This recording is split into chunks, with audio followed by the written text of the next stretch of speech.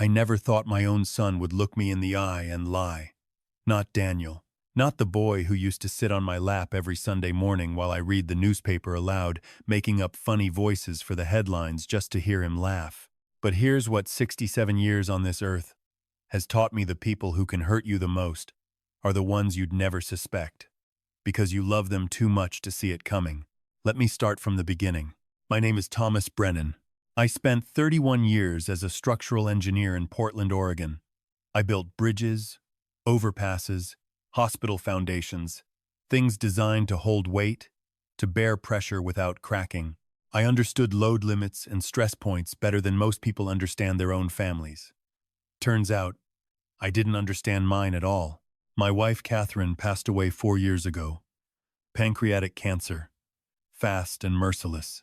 One day she was planting tomatoes in the backyard, and 4 months later I was standing in St. Michael's Church listening to a priest talk about God's plan while my whole world burned down around me. Catherine and I bought our house on Maple Ridge Drive in 1991, a craftsman bungalow with a wraparound porch, original hardwood floors, and a backyard big enough for her garden and my workshop. We raised Daniel there, our only child. The neighborhood has changed since then. Tech money poured into Portland, and suddenly houses like ours were worth 7, 8 times what we paid. Our modest little home sat on land that developers would kill for. Catherine used to joke about it. We're millionaires, Tom. We just don't act like it. After Catherine died, Daniel started calling more often. At first I was grateful.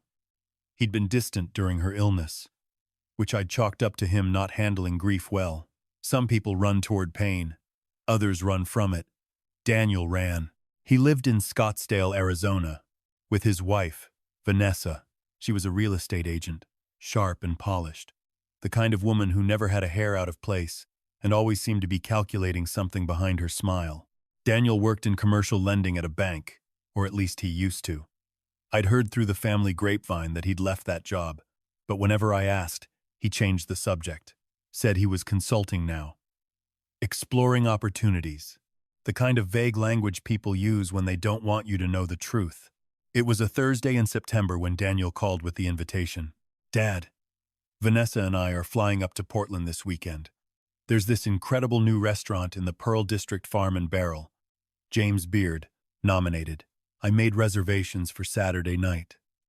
My treat. Something in his voice was too bright, too eager. The same tone he'd had as a teenager when he wanted to borrow the car. That's a long way to come for dinner, I said. We miss you, Dad. And honestly, I've been thinking about Mom a lot lately. I want us to spend more time together. Life's short, you know? That last part got me. Life's short. Catherine would have said the same thing. She would have told me to stop being suspicious and enjoy a meal with my son. All right, I said. Saturday it is. They arrived Friday evening and checked into a hotel downtown, which I thought was odd. I had a perfectly good guest room.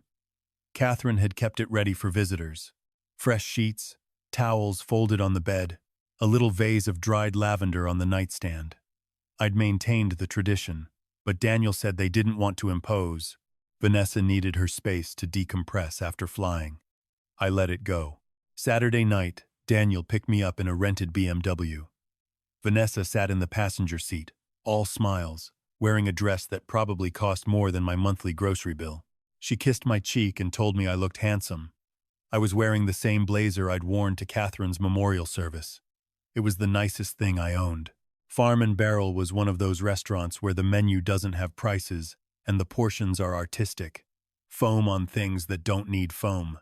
A beet salad that looked like a painting and tasted like dirt. But the steak was good, and the wine was better.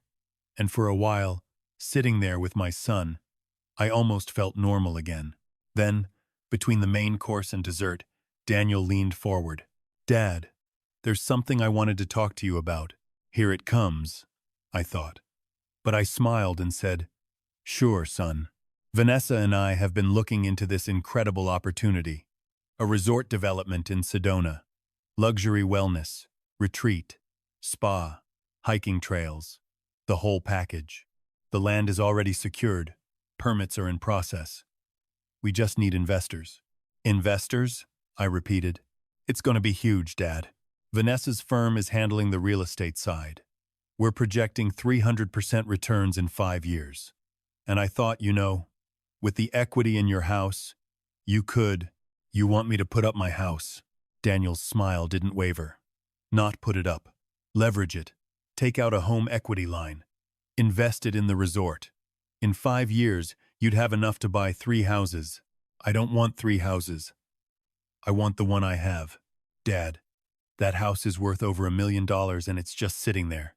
Mom would have wanted you to be smart about this. That landed wrong. Invoking Catherine to sell me on a business deal. I saw Vanessa's hand move under the table, squeezing Daniel's knee. A signal. He'd gone off script. Let's talk about it later, Daniel said quickly. Dessert first. But the mood had shifted. I couldn't unhear what he'd said, couldn't unfeel the way my stomach had dropped when he mentioned Catherine, like she was a tool he could use. I excused myself to the restroom. The restaurant had that modern industrial design, exposed brick, Edison bulbs, a long hallway past the kitchen to the bathrooms. I was washing my hands when the door opened, and a young man walked in, late 20s, wearing the restaurant's black apron. A server. He had a shaved head and a tattoo of a compass on his forearm. He glanced at the door, then at me. You're with the couple at table 12? The blonde woman and the guy in the blue suit? My son and his wife, I said, surprised.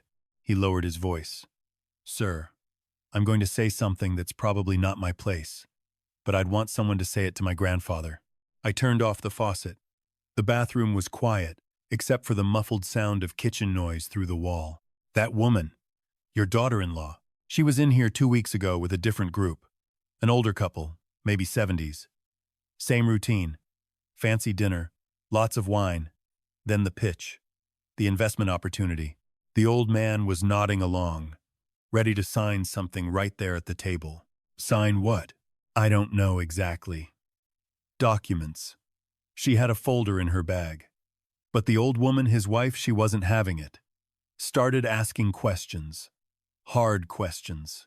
Vanessa got flustered, excused herself, made a phone call, and they left in a hurry. I remember because they stiffed me on the tip. He paused. Look, maybe it's legit. Maybe I'm out of line. But that couple she was with, I found out later, they're my neighbor's parents, and my neighbor told me they almost signed over power of attorney that night. At a restaurant. Over dessert. That's not how legitimate business works. My mouth was dry. You're sure it was the same woman? Positive. She's hard to forget. She was wearing the same perfume tonight. Trust me, sir. Be careful what you sign. He held the door open for me and walked back toward the kitchen without another word. I stood in that hallway for a full minute, staring at the exposed brick, trying to make sense of what I'd just heard. When I returned to the table, the dessert had arrived. Some kind of deconstructed cheesecake. Vanessa was laughing at something on her phone. Daniel was watching me with an expression I couldn't quite read. Everything okay, Dad? You were gone a while. Fine. Just slow these days. You're not slow, Dad. You're sharp as ever. He reached across the table and squeezed my hand.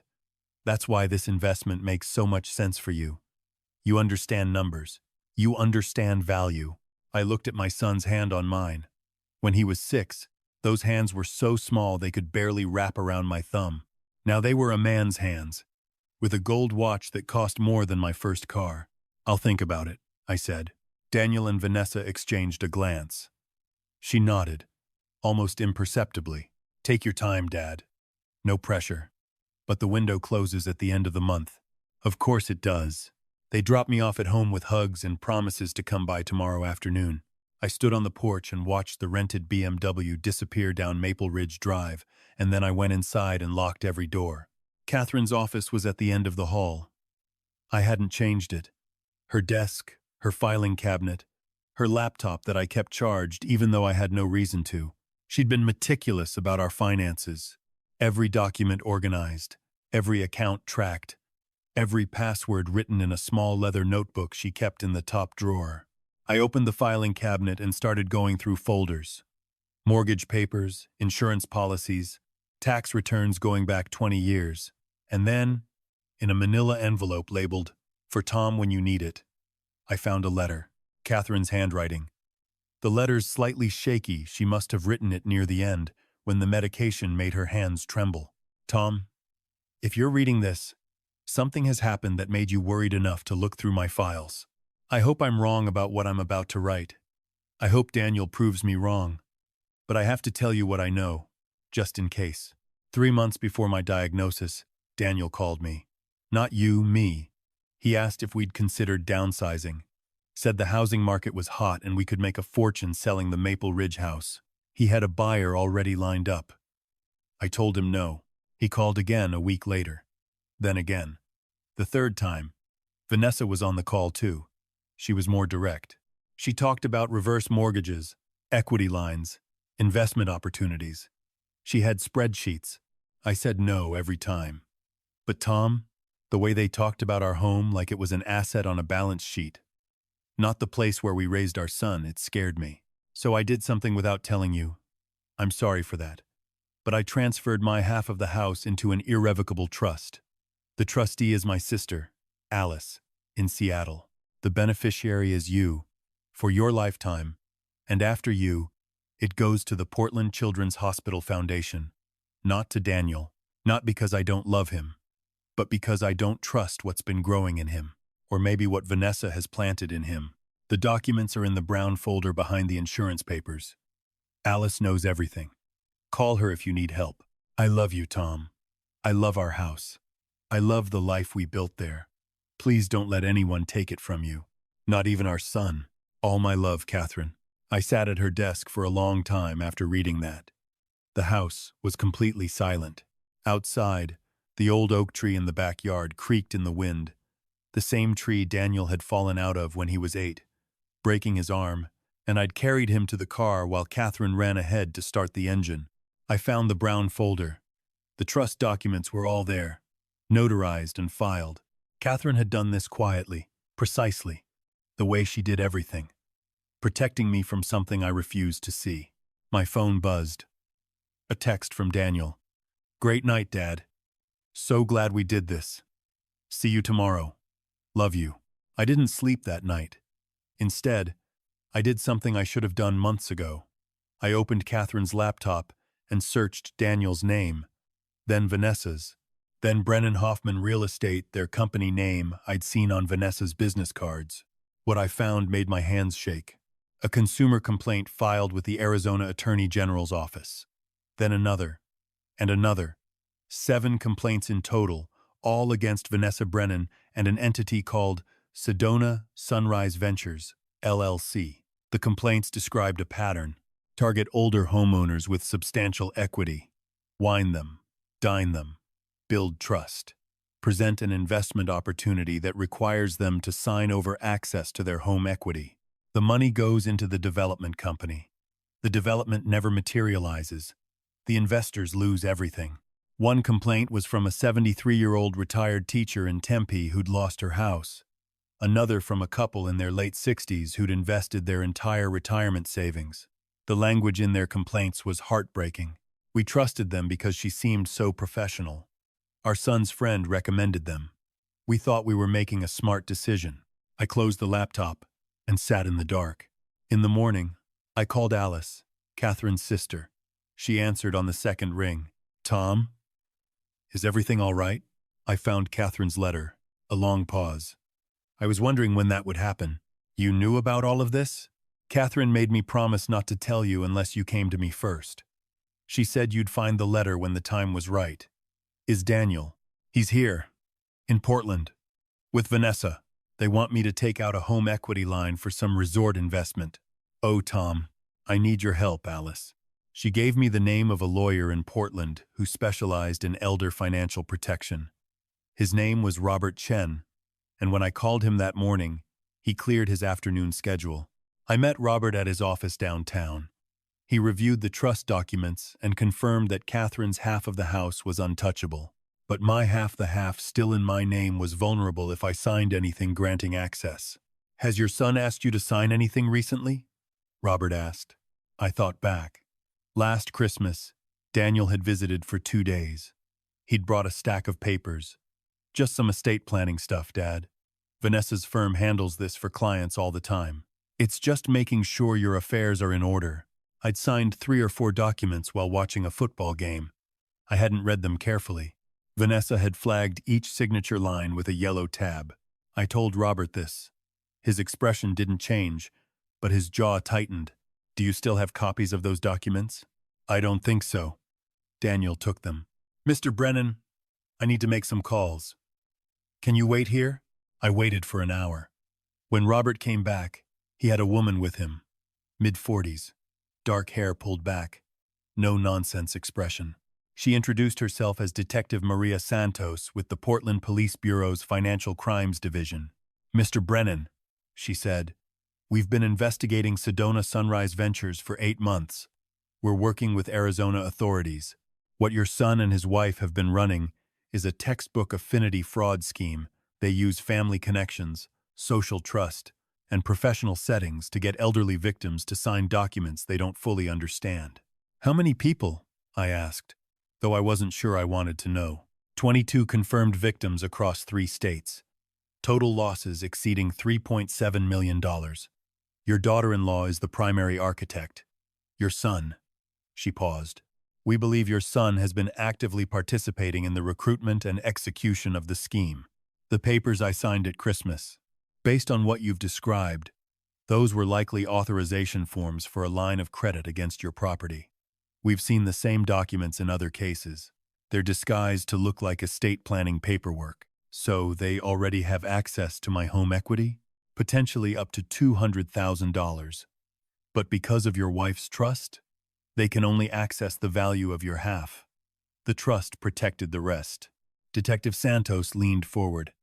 Mr. Brennan, your son and his wife are coming to see you today.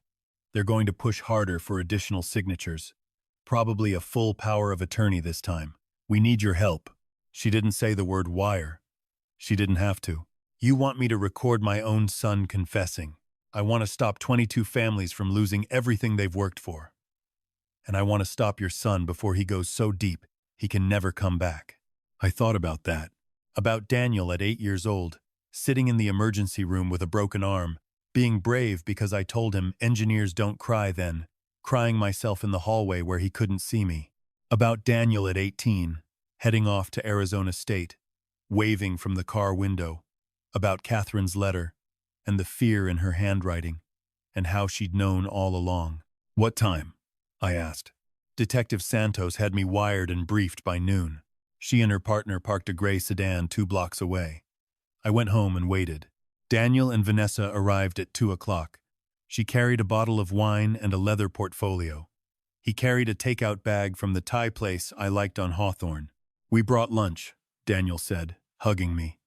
Pad Thai. Extra peanuts. Just how you like it. We sat in the kitchen. The same kitchen where Daniel had eaten cereal every morning for 18 years. Where Catherine had taught him to make scrambled eggs. Where we'd celebrated birthdays and mourned losses and lived an entire life that was apparently worth less to my son than a development deal in the Arizona desert. Vanessa poured wine. I didn't drink mine. So, Dad, Daniel said, did you think about what we discussed? I did. And I have some questions. Of course. Ask anything. The Sedona Resort. Sedona Sunrise Ventures.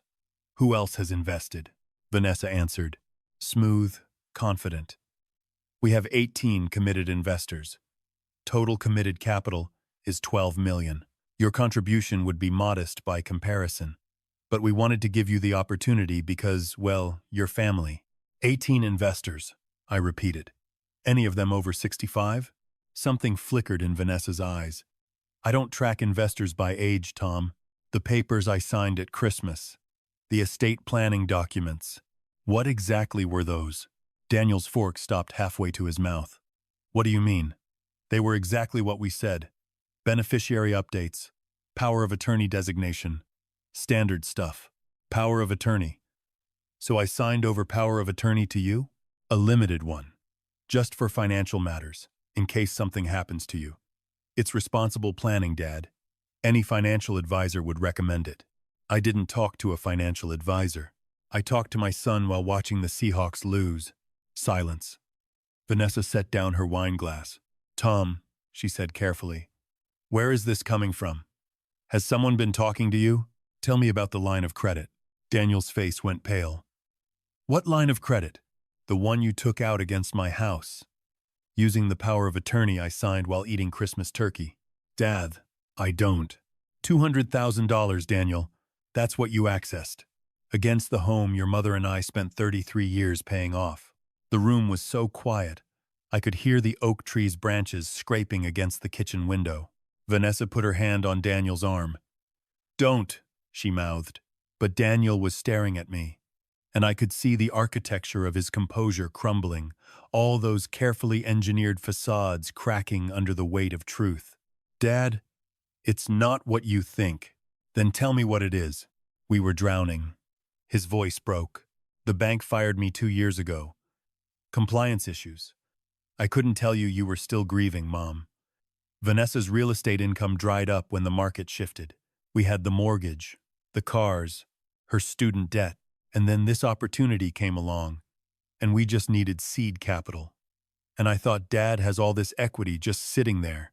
He's one person in a 4-bedroom house. Mom's gone. He doesn't need all that space. And when the resort took off, I'd pay it all back. He'd never even know. He'd never even know, I repeated. I was trying to protect you from worrying. You were trying to protect yourself from consequences. Vanessa stood up. Tom, I think you're being manipulated by someone. Maybe a neighbor, maybe a scammer who's trying to isolate you from your family. Sit down, Vanessa. She sat. Maybe it was something in my voice. 31 years of managing construction sites teaches you how to speak with authority when it matters. I know about the 22 families, I said. The retired teacher in Tempe, the couple in Scottsdale, all of them. I know about the Arizona Attorney General complaints. I know that what you're running isn't an investment opportunity. It's a fraud. Daniel's hands were shaking. Who told you all this? Your mother did? He blinked. Mom's been dead for 4 years. She left me a letter. She knew, Daniel. She saw what was coming before any of us. She put the house in a trust so you couldn't touch it. Your mother, who loved you more than anything on this earth, saw something in you that frightened her enough to protect me from you legally. The color drained from his face completely. She wouldn't. She did. Because she knew that love without limits isn't love. It's permission. And she wasn't going to give you permission to destroy yourself by destroying me. Vanessa grabbed her portfolio and stood up again. Daniel, we're leaving. Now. But Daniel didn't move. He sat there, staring at the table, and I watched the fight go out of him in real time. It was like watching a bridge fail, not a dramatic collapse, but a slow buckling, steel bending under stress it was never designed to carry. The money's gone, isn't it? I said quietly. He nodded. Almost imperceptibly. There is no resort. There was going to be. At the beginning, it was real, but costs spiraled, and we needed more capital. And Vanessa said we could cover the gaps with new investors. And he stopped. I don't know when. Maybe it was always something else. Daniel, shut up. Vanessa's voice was sharp, panicked. Don't say another word. We need a lawyer. Those 22 families, I said. People like me. People who trusted you because you're family, or because someone they trusted vouched for you. A retired teacher who lost her house. How do you sleep at night? I don't, Daniel whispered. I haven't slept through the night in 2 years. Daniel! Vanessa was at the door now. We are leaving. Right now.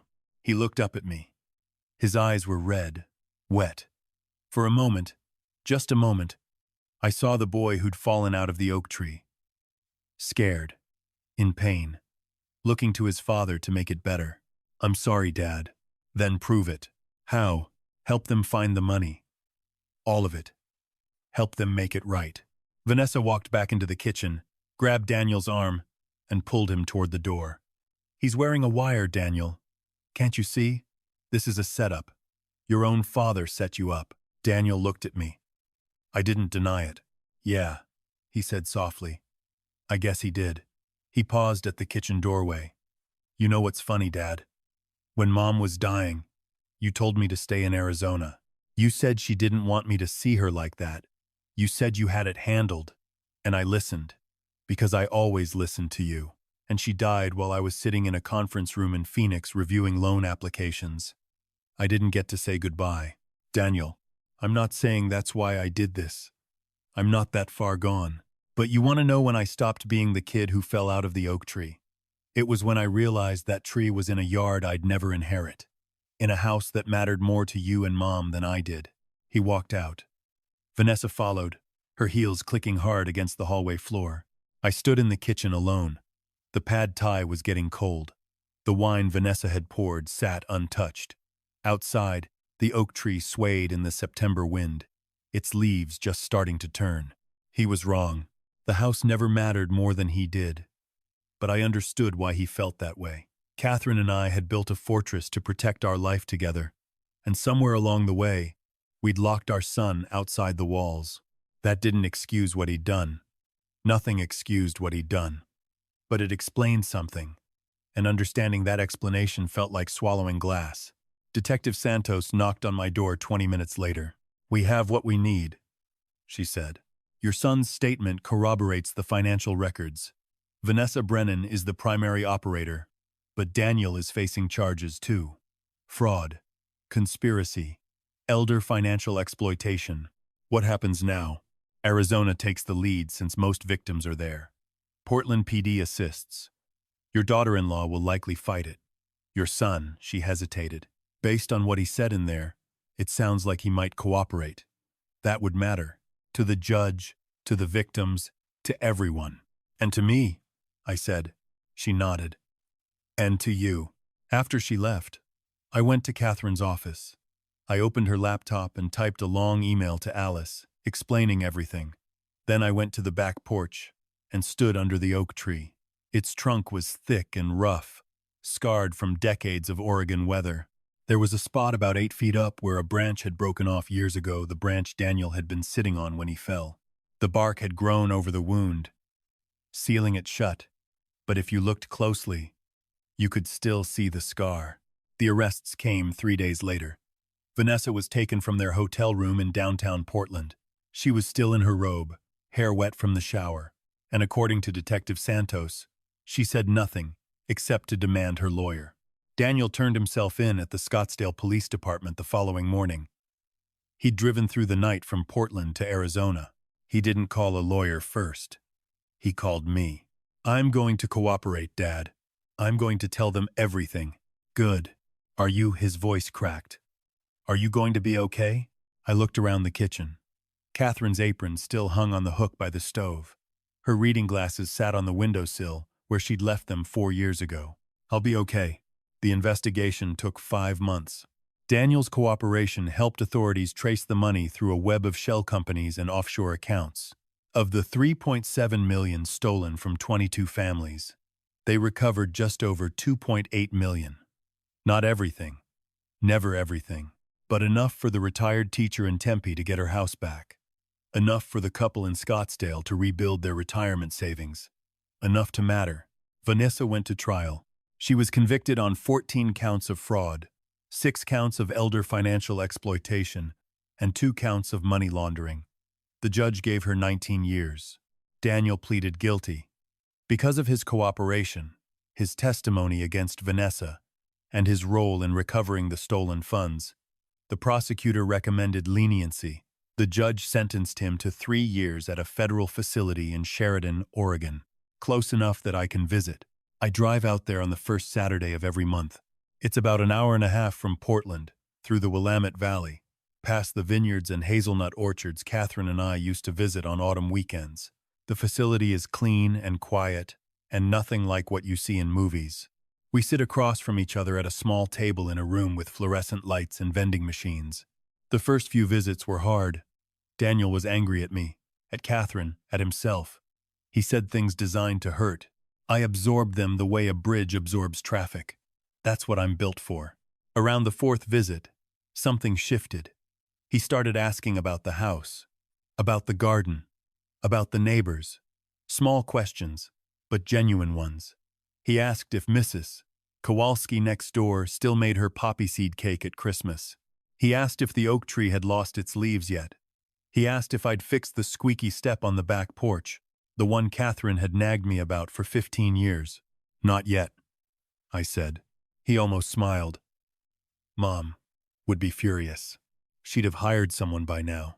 She would have fixed it herself and then told you she hired someone. We both laughed.